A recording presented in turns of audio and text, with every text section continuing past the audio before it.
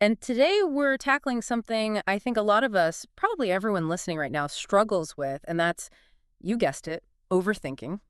Like when your brain just won't shut off. Oh, yeah. I know that feeling all too well. Keeps you up at night, Yeah. makes you second guess everything, leaves you feeling just completely drained. Definitely. It can be exhausting. It really is. And well, you guys sent us this book, How to Stop Overthinking by Chase Hill and Scott Sharp. It's packed with all kinds of practical techniques. So think of this as your official deep dive training in how to quiet that busy mind. Yeah, consider this your toolkit for taming those runaway thoughts. Okay, so the book starts off by, well, describing what overthinking looks like. And I gotta say, it was a little too relatable, like almost spooky. Insomnia, that constant knot of anxiety in your stomach, like you're always waiting for the other shoe to drop, Hmm. overanalyzing like every little thing, and then just feeling mentally exhausted like all the time. Yeah. And those are definitely signs that you need to pay attention to because if you don't address them, it can kind of snowball. Mm-hmm. Overthinking can turn into this avalanche of just chronic stress, anxiety, maybe even depression. Totally. They nailed those descriptions like they were reading my diary. Yeah. But here's where things get really interesting, and I think this is super helpful. They break overthinking down into two main traps. So we have ruminating, which is basically, obsessing over the past, and then excessive worrying. And that's all about, those negative predictions about the future. Yeah, that's a really crucial distinction, I think, because it helps us understand how, we get stuck in these like unproductive thought loops, where it's coming from. Totally. And they give this example of a parent who's running late to pick up their kid from school, Yeah. and their car breaks down, like disaster strikes, right? Mhm. Oh, no. So instead of, taking a deep breath, calling for help, letting the school know what's up, they totally spiral. Oh, yeah, I could see that happening. Like picturing their child, I don't know, wandering off alone, getting hurt, all the worst case scenarios, even like abducted, the parent is just going down this rabbit hole. Yeah, it's a bit extreme, but you can see how overthinking just kind of takes over. Yeah. Your rational mind just goes out the window. Oh, totally. And they make this point, which I thought was so simple but brilliant, that parent could use that same mental energy to actually do something. Call a tow truck, right? Let the school know what's going on. Problem solved. It's all about shifting your perspective and using that energy for action instead of just letting it run wild. Yeah, it's about channeling that energy into something productive, for sure. Okay, so speaking of solutions, the book definitely doesn't disappoint. There's this whole toolkit of strategies. And I gotta say, I'm kind of excited to try some of these out. So they talk about noticing when you're overthinking, which I know sounds simple, but honestly, sometimes I get so caught up in those thought spirals, I don't even realize it's happening. Right, it's like you're on autopilot. Totally. Yeah. And then once you notice it, they say, okay, challenge those negative thoughts, Don't just accept them as truth. Put them on trial. Like, are they really as bad as they seem? Exactly. Interrogate those thoughts. Yes. And they talk about mindfulness, which, we talk about a lot on this deep dive, getting your body moving. Because apparently exercise isn't just good for, your physical health. It can actually help to calm your mind, too. Yeah, the mind-body connection is so powerful. And they even talk about scheduling, like dedicated worry time. Worry time. I love that. Right. Like it sounds counterintuitive, but it's basically like, giving your worries their own designated space. Instead of letting them run wild like all day long, you kind of like contain them to this specific period. Right. It's almost like setting boundaries for your anxiety. Exactly. Exactly. And, speaking of boundaries, have you ever tried mindfulness? Because for me, I don't know, it's been a game changer. It's all about staying present, in this moment. And it can be so powerful in breaking those like overthinking cycles. Like imagine being able to quiet your mind at will. It's definitely a skill worth cultivating, that's for sure. Totally. Okay, let's switch gears a little bit and talk about worrying, which the book sees as, this key player in the whole overthinking game. And they actually make a really interesting point about the difference between worrying and overthinking. Worry stems from fear, while overthinking often comes from denial. Oh, interesting. So it's like worry is that immediate, oh no, what if this happens Yeah. reaction. And overthinking is more about trying to like avoid those uncomfortable feelings. Right. Right, trying to push them away or pretend they're not there. Exactly.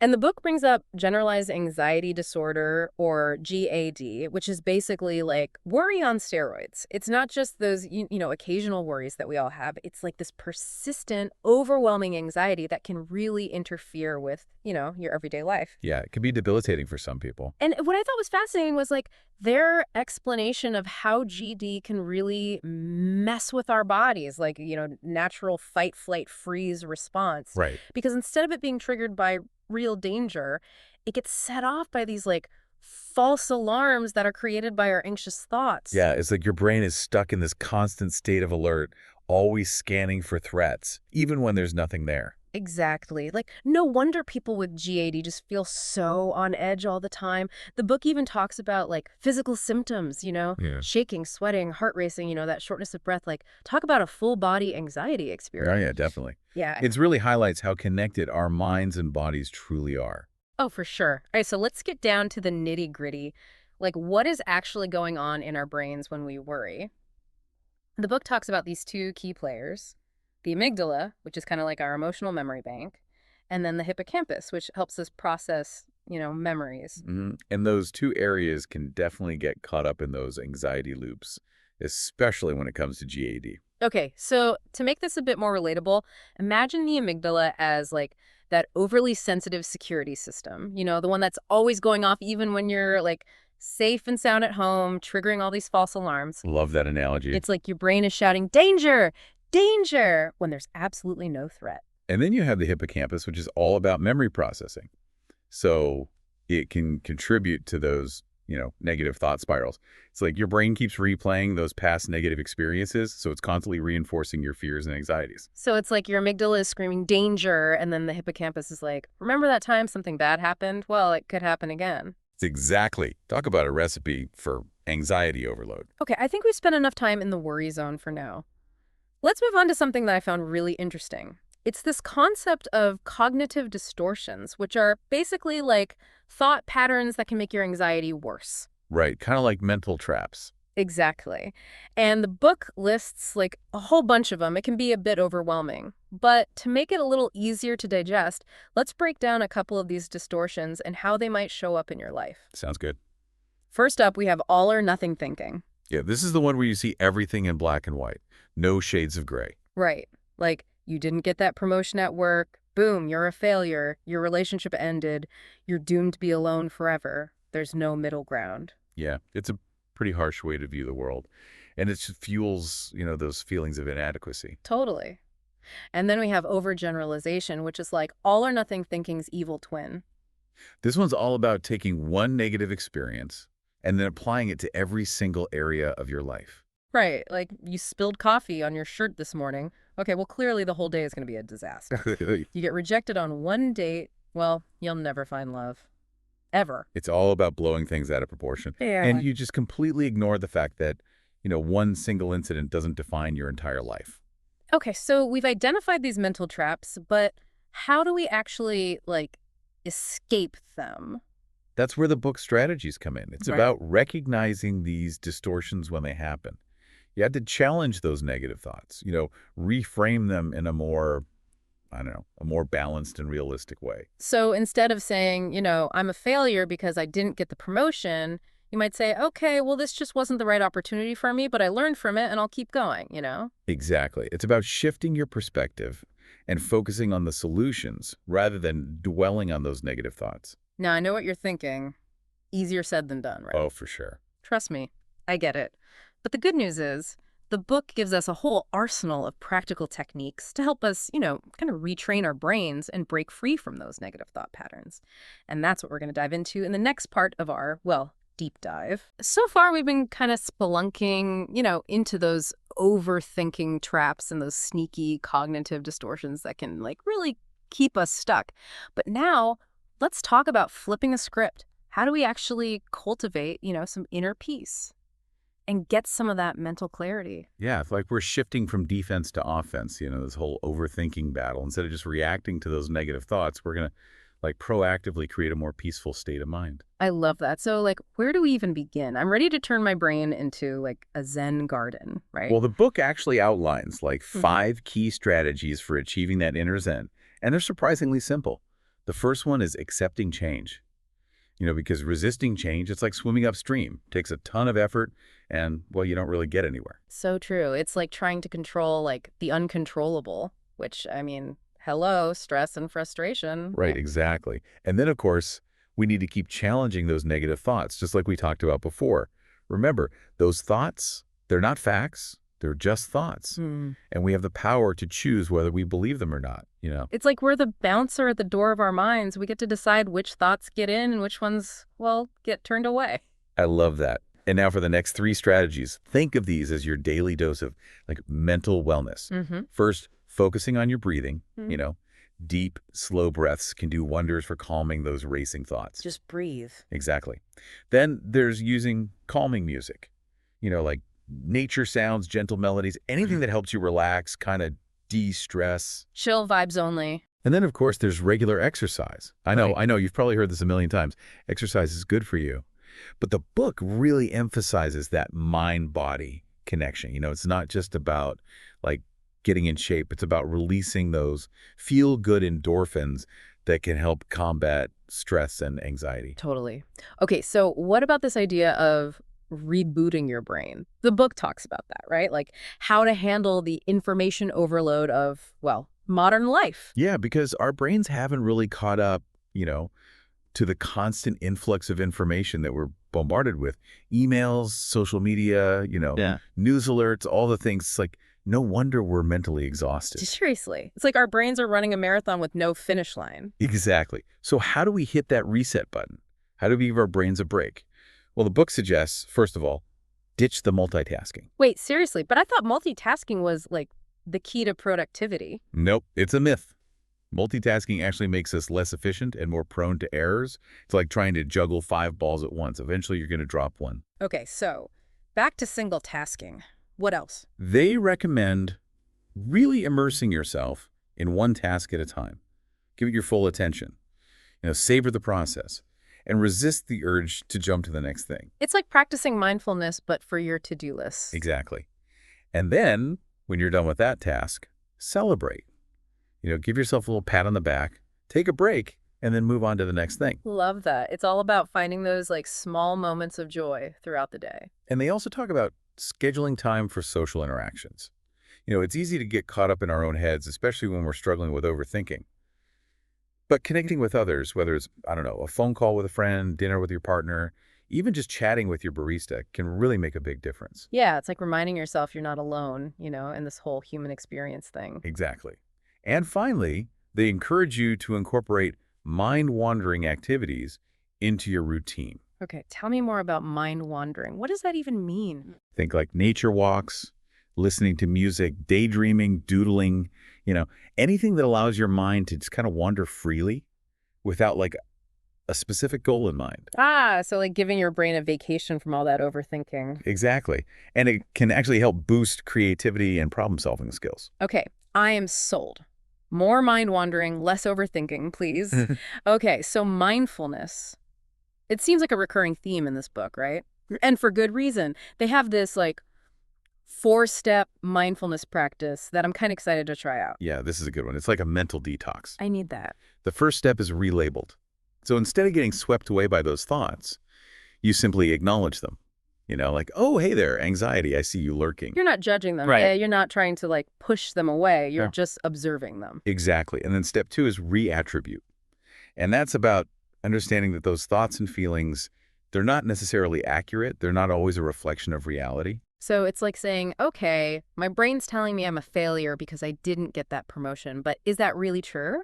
Or is it just my anxiety talking? Exactly. It's about questioning those assumptions and looking for evidence. And then we have refocus, which, if I'm understanding this correctly, is all about shifting your attention away from those negative thoughts and onto something, a little more positive, a little more productive. Exactly. It's like changing the channel on your mental TV. If you don't like what you're watching, switch to something else. I like that. And then last but not least, revalue, right? Which is about recognizing those thoughts and feelings for what they really are. just thoughts and feelings, not necessarily facts. Exactly. And they don't have power over you unless you give it to them. So it's like saying, okay, I'm feeling anxious right now, but that doesn't mean I'm in danger. It's just a feeling. It will pass. And the great thing about this four-step practice is it can actually rewire your brain. Help you respond more calmly to those thoughts and urges that might have, sent you into a spiral before. So we're basically training our brains to be more resilient. I like it. Okay, let's talk about something that I think a lot of us struggle with, and that's procrastination. It's like overthinking's partner in crime. Oh, yeah, procrastination's a big one. Yeah. And the book tackles, those what-if worries that often fuel procrastination. Like, Hmm. what if I start this project and it's a total disaster? Or what if I fail and everyone judges me? Oh, those are the thoughts that keep me glued to Netflix. Right. So they suggest finding solutions to those potential emergencies. Like if you're worried about failing, create a backup plan. Do your research, talk to some experts, get some feedback, remove those mental roadblocks. So it's like saying, okay, worst case scenario, this happens, but I've got a plan. Exactly. And they suggest scheduling worry time again. It's amazing what that can do for those like nagging worries. Right. It's like, worry, I hear you, but you're not allowed to crash the party right now. We'll have our designated time later, okay? They also talk about focusing on those most important tasks, your MITs. Don't get caught up in those little things. Remember that 80-20 rule? Oh, yeah. 80% of your results come from 20% of your effort. Exactly. So figure out what those high-impact activities are and make them a priority. Prioritization is key, for sure. It's so easy to get distracted. Right. They also suggest a technique called time boxing. So you allocate a specific amount of time to a task, and you just commit to working on it during that time, no distractions. Okay, so it's about setting those mental boundaries again, like holding yourself accountable. Exactly. And then finally, they recommend completing small tasks quickly, what they call the 2-minute rule. So if something can be done in 2 minutes or less, just do it now. Get it off your plate. You know what? I used to be like the queen of procrastination. But ever since I started implementing like even just a couple of these techniques, it's amazing. I'm actually getting things done. And honestly, my stress levels have gone way down. It's amazing how these little shifts in your approach can make such a big difference, right? For sure. Okay, so we all hit those bumps in the road, those moments where, maybe we slip back into old habits, we face setbacks, and it's easy to get discouraged. So, what does the book say about like how to handle those inevitable challenges? Well, that's where their troubleshooting section comes in handy. And it's full of great advice. First of all, they suggest identifying the root cause of the problem. So what triggered that setback? Was it stress, boredom, change in routine? Were you trying to do too much at once? Right, so you take that step back, get curious, figure out what went wrong. Exactly. And then once you've figured that out, it's time to restart those positive habits. Get back to basics, Hmm. practice mindfulness, challenge those negative thoughts, and engage in those activities that help you stay grounded. It's like remind your brain what tools you have to combat this overthinking. Exactly. And then, if those initial strategies aren't working, they encourage you to, try something else. Maybe the timing of your worry time needs to be adjusted, or maybe you need to switch up your workout routine. It's about being flexible and finding what works for you. It's all about experimentation. Exactly. And remember, setbacks are totally normal. Yeah. Don't beat yourself up if you have one. Just acknowledge it, learn from it, and get back on track. Now let's talk about those moments when anxiety just threatens to like completely take over. Your heart starts racing, your palms are sweaty, you just feel like you're going to lose it. Oh yeah, we've all been there. Luckily, the book has a bunch of techniques for these anxiety emergencies. Okay, I need to know these. So one technique that's really effective is the 5-4-3-2-1 grounding method. And it's all about bringing your attention to the present moment, using your 5 senses. Oh, yeah, I've heard of that. It's like a mental checklist to bring you back to reality. Exactly. So you name 5 things that you can see, 4 things that you can touch, 3 things you can hear, 2 things that you can smell, and 1 thing you can taste. And it really helps shift your focus. It's like hitting the pause button on that anxiety spiral. You're like, hold on a second, let's get back to the here and now. They also recommend brief exercise. Jumping jacks, a quick walk, anything to get that energy out. Mm. And they even suggest like cold sensations, Yeah. holding an ice cube, splashing cold water on your face. It sounds intense, but it can really help to interrupt those anxious thought patterns. Wow, like a shock to the system. Right. And then For anyone who needs a little flavor shock, they even suggest eating a lemon or a banana. Okay, now that's a new one. But hey, if it works, it works. Right. It's all about finding what works for you. It's like a first aid kit for anxiety. I love it. Now, for counteracting negative thinking, they offer a few more tools.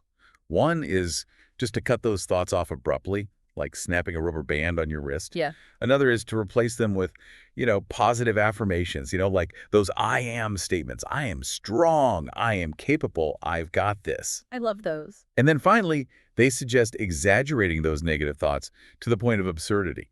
Like take those thoughts that are trying to bring you down and turn them into a comedy routine. Ah, so you're just making fun of them. Right. You're shifting your perspective and, I don't know, taking away a little bit of their power. Okay, so we've covered a lot in this part of the deep dive. Strategies for inner peace, how to reboot our brains, practicing mindfulness, overcoming procrastination, managing anxiety. It's a lot. We've given you a whole toolbox full of techniques to combat overthinking and create a more, peaceful and productive mental state. But we're not done yet. There's more. In part 3, we're going to explore some of the book's insights on, like, building self-confidence and navigating those tricky relationships that can sometimes, feed our overthinking. For the final part of our deep dive into how to stop overthinking, I feel like we've already uncovered so much, from those overthinking traps to, those practical strategies for like managing anxiety, boosting productivity, all that good stuff. But there's still more to unpack, right? Yeah. Yeah, for sure. In this last part, we're going to explore two things that are super important when it comes to, overcoming overthinking. Self-confidence, and then also, how to deal with those tricky relationships that can sometimes, like, feed those negative thoughts. Okay, I'm all ears because honestly, confidence and relationships, those are always top of mind. For sure. And the book really stresses how important self-confidence is if you want to achieve your goals and, quiet those self-doubts that can lead to, well, overthinking and just, like, inaction. Yeah, because when you feel confident, you're more likely to take risks, pursue those passions, bounce back from those like inevitable setbacks. Exactly. And the book actually lists out some of those, like, core characteristics of self-confident people, and I think they're really insightful. Oh yeah, like what? So self-confident people, they do what they feel is right, even if, other people disagree. Okay, so they're not afraid to go against the grain. Exactly. They're also really determined to achieve their goals, and they're not afraid to admit when they've made a mistake. Yeah, taking ownership. Totally. And they don't, like, need constant validation from others. Hmm. They don't need everyone to like them. They accept compliments gracefully, they're comfortable being vulnerable, and they're not, like, jealous of other people. It's like they've got that inner peace figured out. I want that. Right. And they make decisions with confidence. Trusting their own gut. They're not second-guessing themselves all the time. Okay, so how do we get to that level of self-confidence?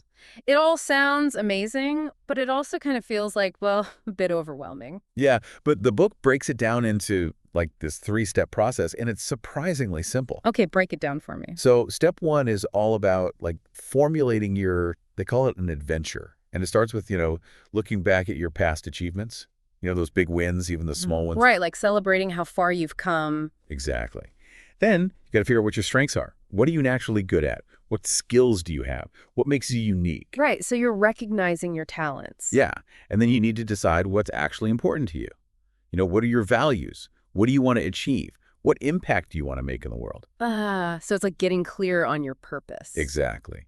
And of course, we got to keep working on our mindset, practice those techniques we talked about to, like, quiet those negative thoughts, cultivate that positive outlet. Yeah, keep those gremlins in check. And then you got to commit to success. It's Yeah. about, like, making a decision, to pursue your goals, sticking with it, even when things get tough. It's like making that promise to yourself. Exactly. Yeah. So that was step 1, right? Formulate your adventure. Step 2 is to start they call it your voyage. This is where you actually start taking action, learning new things, focusing on the basics, setting small goals, celebrating those wins. Yeah, it's all about building that momentum, proving to yourself that you can do it.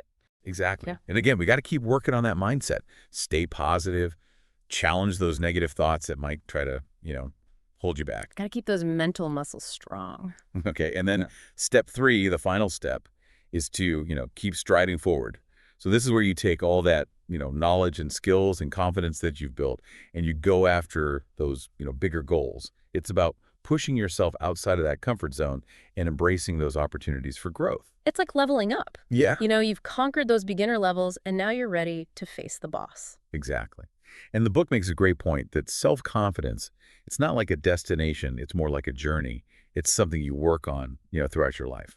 So it's like a muscle. Hmm. The more you use it, the stronger it gets. Totally. Yeah. Okay, so what about like those difficult relationships? The people that can kind of fuel our overthinking. I think we've all had those people in our lives. The ones that just seem to drain your energy and like bring out your worst self. Yeah, for sure. And the book actually dedicates a big chunk to, navigating those tricky relationships, particularly like negative people and even spouses. Okay, this I need to hear.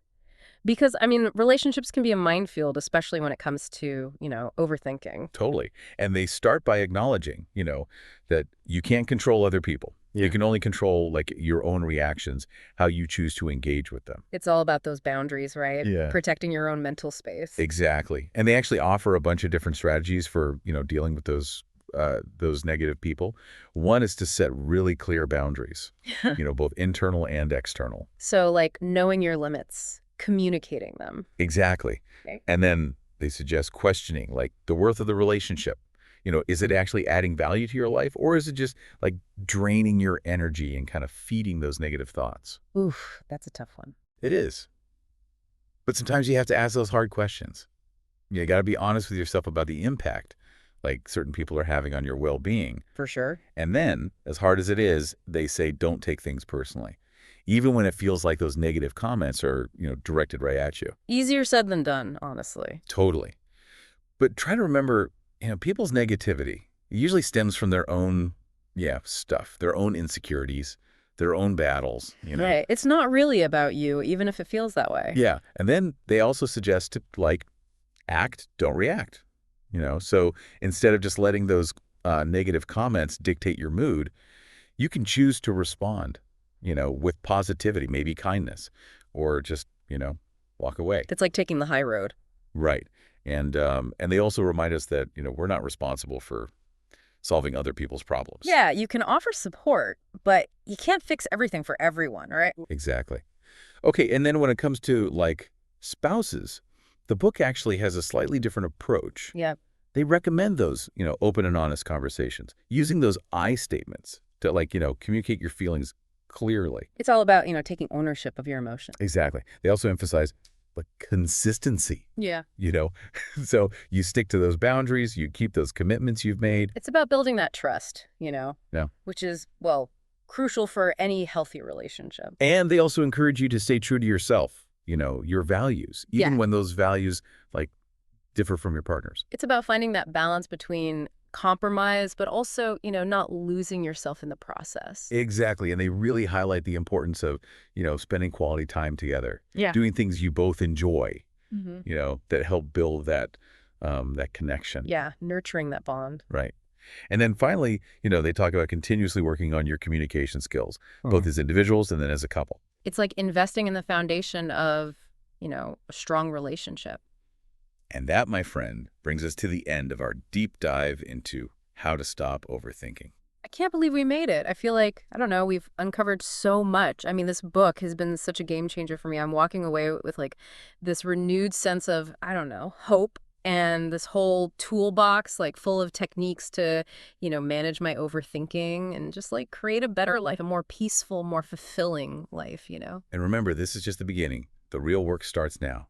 As you take these strategies, Yeah. and you apply them to your life, it's not going to be easy all the time. Yeah. But I promise it'll be worth it. So to everyone listening, if you're struggling with overthinking, you are not alone. You have the power to change those thoughts, create that, more positive, more fulfilling life. Absolutely. You've got the tools, the knowledge, you have the strength to overcome this. And to leave you with a final thought-provoking question from the book, if you could, like, design your ideal mental state, what would it look like? How would it feel? What steps can you take today, to start moving closer to that vision? That's something to think about.